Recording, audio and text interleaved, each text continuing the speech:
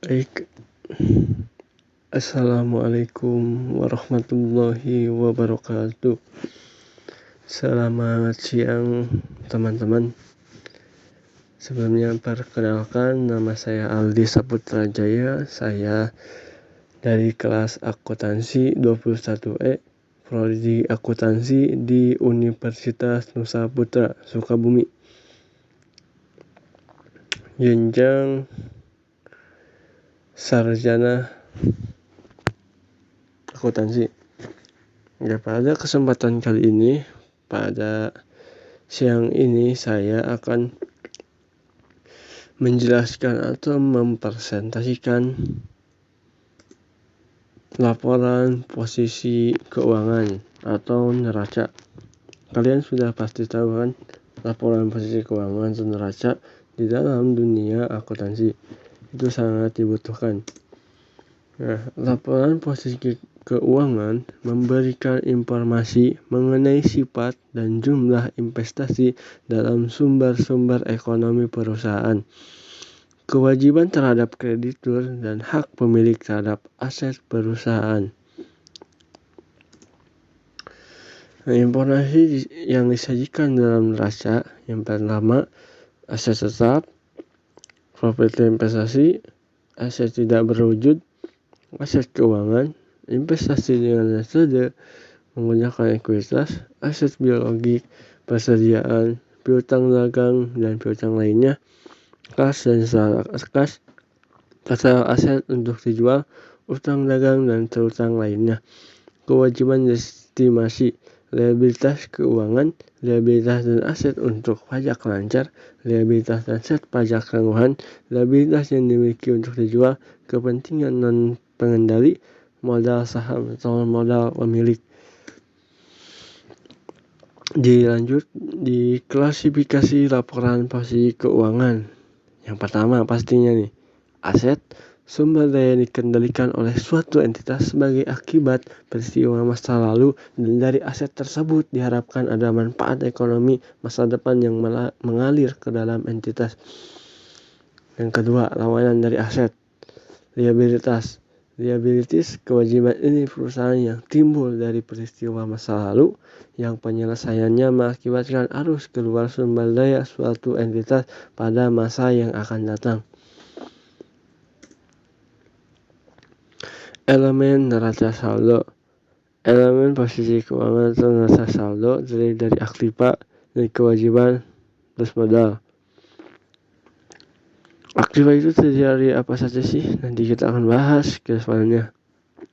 Ini contoh kecil dari laporan posisi keuangan atau neraca. Nah, di dalam neraca ada yang namanya aset lancar, ukuran aset.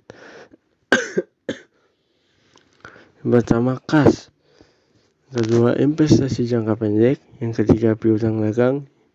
Yang keempat, beban dibayar di muka. Dan kelima, persediaan. Mohon maaf kepada teman-teman karena saya lagi ada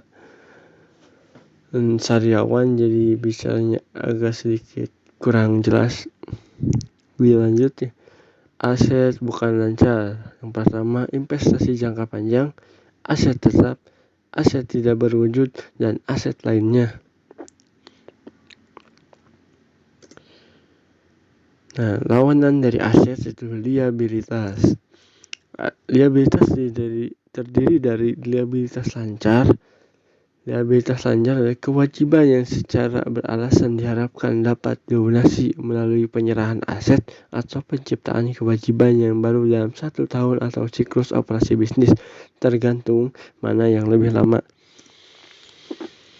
Liabilitas bukan lancar.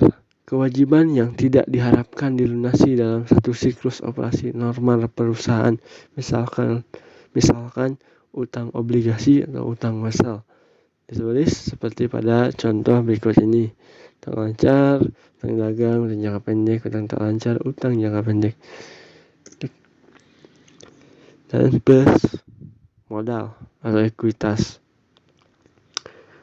Ekuitas atau modal disetor berasal dari setoran modal pemilik berupa modal saham pemilik, yaitu yang disetorkan oleh pihak yang memiliki perusahaan tersebut. Kedua, modal yang dihasilkan. Modal yang berasal dari hasil operasi perusahaan atau CO, yaitu saldo laba, jadi penghasilan dari perusahaan tersebut. Jadi modal yang dihasilkan. Nah, bentuk laporan posisi keuangan. Yang pertama ada bentuk laporan, kedua ada bentuk rekening. Seperti pada contoh di sini, teman-teman bisa lihat sini aktiva lancar berupa akun-akunnya di bawahnya. Di sini ada aktiva tetap berupa akun-akunnya dan total aktiva. Itu pun kewajiban plus modal.